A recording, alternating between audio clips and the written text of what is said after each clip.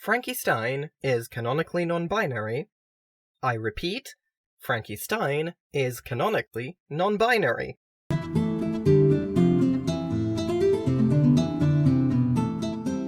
Being that I was a depressed queer teenager with an as-yet undiagnosed disability back in the good old days of the mid-2010s, it will probably not come as a surprise that I was extremely into Monster High. In fact, I own a Venus McFlytrap doll, and I still vividly remember how psyched I was to get it. Also, one of the totally not a self-insert OCs I created for it was a boy whose dad wanted a girl and was bitter towards his son because of it. Which is, in retrospect, both funny and a bit embarrassing because of how obvious everything seems now. My point here being I followed the series all the way up until the disaster that we do not speak of. Despite my disappointment with the first reboot, Monster High remained one of those things that I looked back on with fond nostalgia. So when I heard that there was a second reboot of the animated series and a live-action movie coming in 2022, I was both nervous and excited. Fast forward to late October, early November this very year, and I suddenly start to see a lot of Frankie Stein on my dash. That, in and of itself, is not particularly surprising. What was notable was the pronouns everyone was using. This prompted me to actually look up what was happening with the series, and lo and behold, the new reboot is out. The movie, first of all, as well as the first 3 episodes of the animated series, I believe. The first episode is free to watch on Nickelodeon's website if you're in the US, or use a VPN. The second is actually up for free on Monster High's official YouTube. Come to find, this sudden surge of people using they-them pronouns for Frankie is not just widely accepted fanon, it is legitimately canon. I'm Frankie Stein. I'm 15 days old and my pronouns are they-them. This, in combination with Frankie's already extant ties to a disabled experience, of course means I have to talk about them. Though I do kind of have to note, most of my analysis will be based on the movie because there just isn't enough of the animated series out yet, especially not that I can access from Finland. But I don't think that'll impact my analysis too much. Also, while yes, I am a trans man and use he/him pronouns and all that good stuff, if forced to describe my actual feelings on my gender, they are a little more complex than a perfectly binary answer. Thus far, my favorite description is Adams with a side of man. In the live-action movie, Frankie is played by Cici Balagot, who is also non-binary. Now, I'm not one of those people who insists that queer characters have to be played by queer actors, mostly because of shit like what recently happened with Heartstopper actor Kit Connor, who was essentially forced out of the closet by the fandom. Still, if you have the opportunity to hire a queer actor for the role of a queer character, I strongly advise that you do it. Seeing a non-binary actor play a non-binary character is actually really wonderful.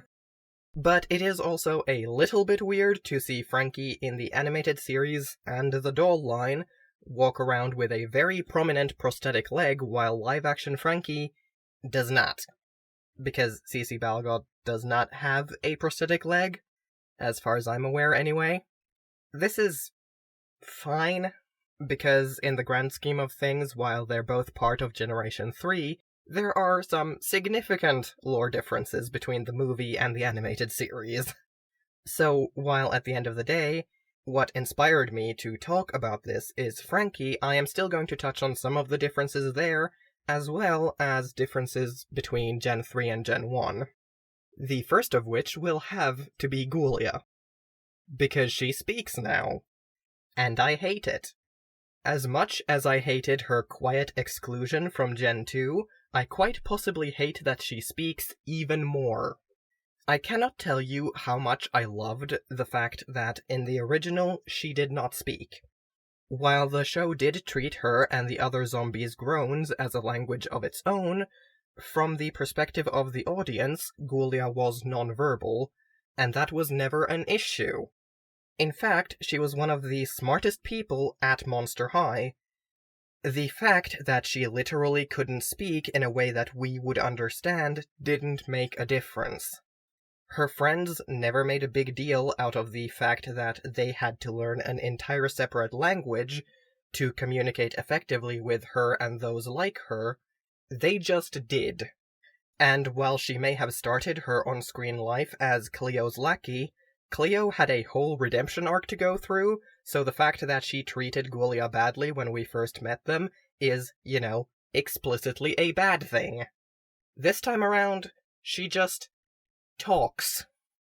And moves around like any living human. A core part of how zombies functioned in Gen 1 was they were slow and they couldn't speak in anything other than groans. One of Ghoulia's biggest insecurities was her mobility problems, which she conspicuously does not have this time around. I understand if there was a worry around depicting essentially a disability without enough tact, but just hitting the undo button on everything that made her an interesting, complex character is not what I would have done. Instead, consider hiring a disabled actress and tweaking how those mobility issues manifest. Give her a cane to help with her balance or something.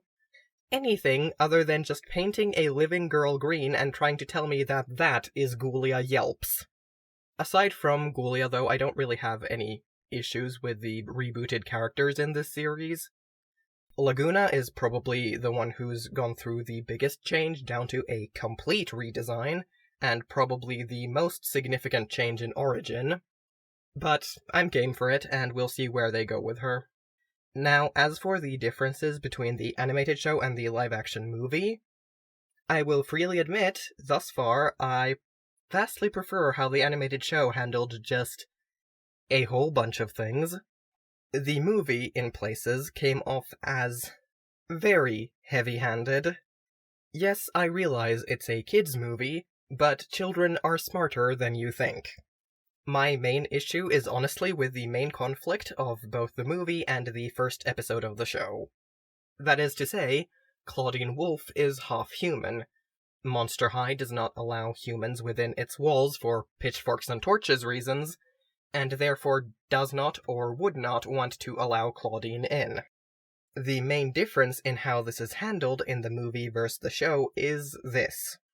In the movie, Claudine knows her mother was a werewolf. She's grown up her entire life with fangs, claws, wolf ears, and yellow eyes. She is perfectly aware of her monster heritage. Monster High is perfectly aware of her monster heritage, and yet they would still have barred her from enrollment if she hadn't lied by omission on her application. Just because she has a human father. So, quick question. How far does this go? Are we dealing with some kind of weird monster version of the one-drop rule? The entire situation just feels gross in a way that crawls in under my skin and sets in to rot. And yeah, sure, by the end of the movie, Monster High's draconian policies are revoked and Claudine gets to continue studying there without lying about who her father is, but that doesn't change the fact that she had to lie to get in the first place. Claudine, obviously, isn't at home or even necessarily safe in the human world. The movie starts with her being chased from a skate park when the humans there see she's not one of them.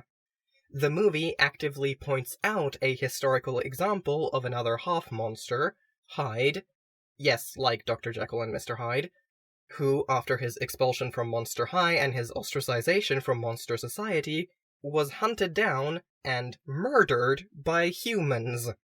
And this was not long ago, this was in Claudine's parents' generation. The main villain is his son, who is back to take revenge on the school. Claudine and Hyde before her are actively in danger in human society. The whole reasons monsters hid themselves away is a very present reality for both of them, despite their human blood. The rule barring humans from Monster High should not apply to them. It is a deeply insensitive position to take, even if it is fueled by fear. which is why I greatly prefer the animated series' take on it. Because in that one, Claudine doesn't know that her mother was/is a werewolf. This also does double duty in keeping some of the more traditional werewolf lore around. You know, having two forms. Because in the movie, Claudine transforming into a more human-looking version is because she's half human, not because she's a werewolf, and that's what werewolves do. Animated Claudine is a girl who grew up loving everything she heard about monster lore and believing all of it. On her 15th birthday, she receives her mother's old necklace from her father, and with his encouragement to trust her instincts, she goes to explore a graveyard where she's heard rumors of monster activity. Eventually, following a spectral voice encouraging her onward, she finds Monster High. Naturally, she immediately wants to enroll.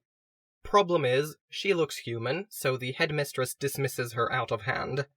It probably doesn't help that she snuck into a school she didn't go to, crashed the newest students' introduction by literally falling on top of them, and then promptly demanded to be enrolled, with no word from anything even remotely resembling a guardian. But Claudine is nothing if not persistent, so she keeps trying, and keeps being kicked out, because in this case, what this looks like is someone from outside of a closed culture's practices trying to force their way into that space because they find said culture fascinating. Way more understandable why she'd be rebuffed in this case. Of course, eventually she unlocks her more wolf-like form and is allowed to stay. Bloodgood even offers to enchant her dad for her so he won't worry too much because Claudine should get to tell him about this development on her own time. Which is sweet in a very disturbing kind of way.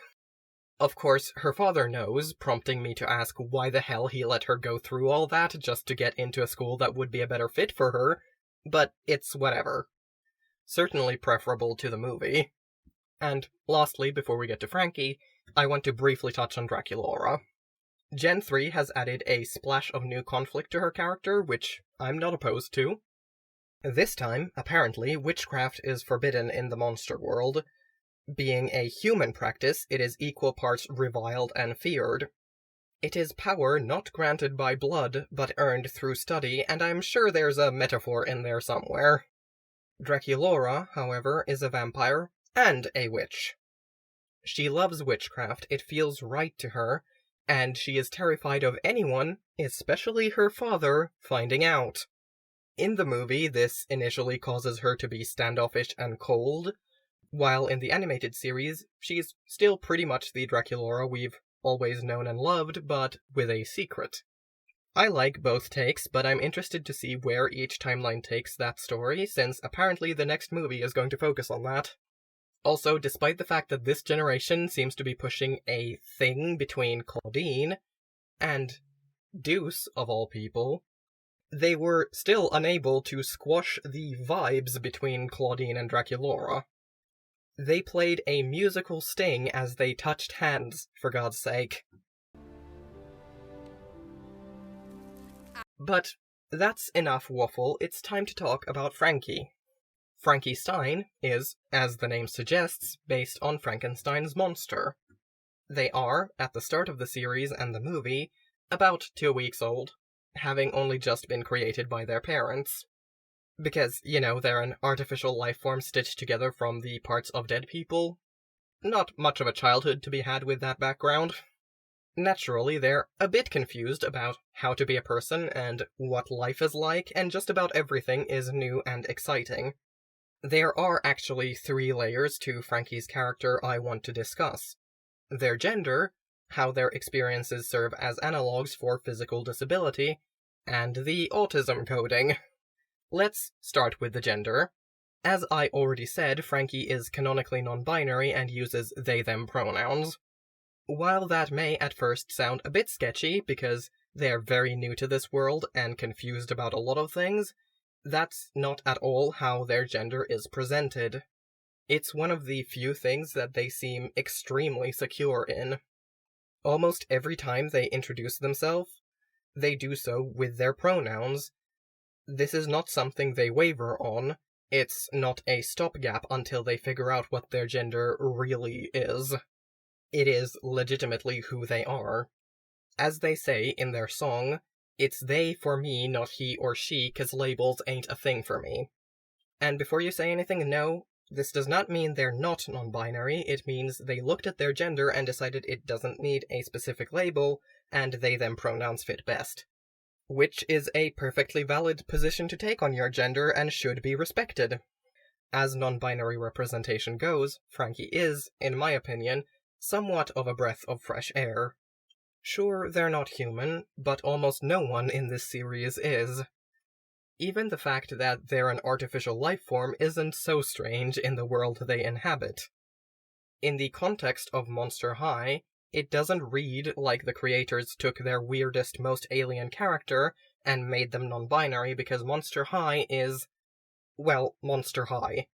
As for how they present, the fact that we have a, presumably based on their previous incarnations, a fab non-binary character who presents in a largely feminine way, and that's fine. Their gender is respected regardless of how they dress. It's so nice.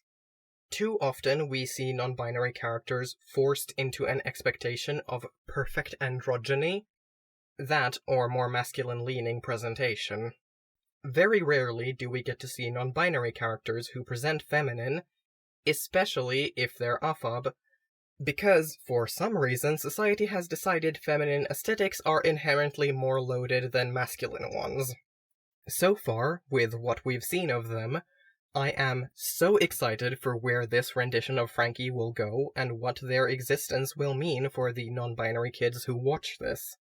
While I am a little upset that they're no longer the main character, I love Claudine too much to actually be bothered.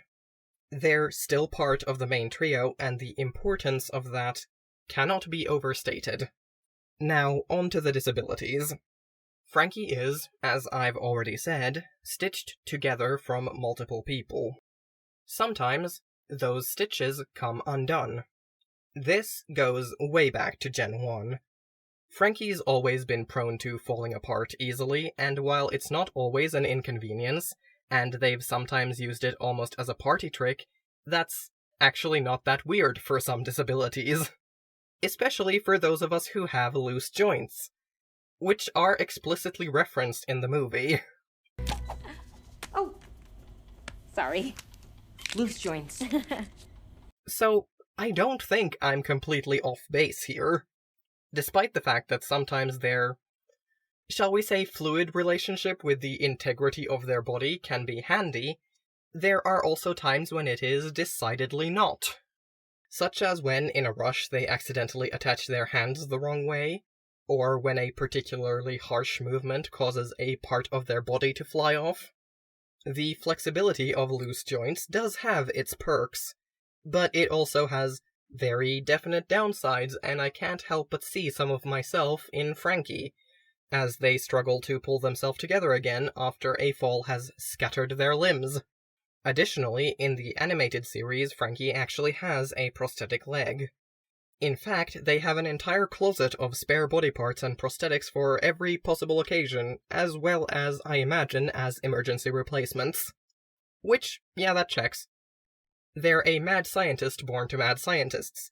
Of course they would have multiple spares and alternatives. Speaking of their brain, though, it's time to talk about the autism coding. Their brain is quite literally built different from the majority of those around them. In both the animated series and the movie, Frankie laments the fact that, for all the raw knowledge that their parents gave them, they can't seem to grasp the unwritten rules of the society around them. And once again, I find myself preferring how the animated series has handled this. So far, anyway, as I said, there's not much of it out yet. The way the movie handles it is uncomfortable in places, not because of anything Frankie does, but because of how the people around them react. Take, for example, their confusion around high fives. When initially introduced to the concept, they misunderstand what it is, thinking it's instead supposed to be touching one's own hands together. And while this does lead to a cute moment where they have a bit of a secret handshake with the secretly the villain history professor, no one ever actually bothers to clarify for them that they've misunderstood something. Which, as an autistic person, feels really bad to see because I know when they find out, they will feel ridiculous and humiliated. Because things like this have happened to me. Not exactly this, obviously. I haven't ever had to completely learn a new culture by just being dropped into the thick of it, but similar enough to leave a bad taste in my mouth.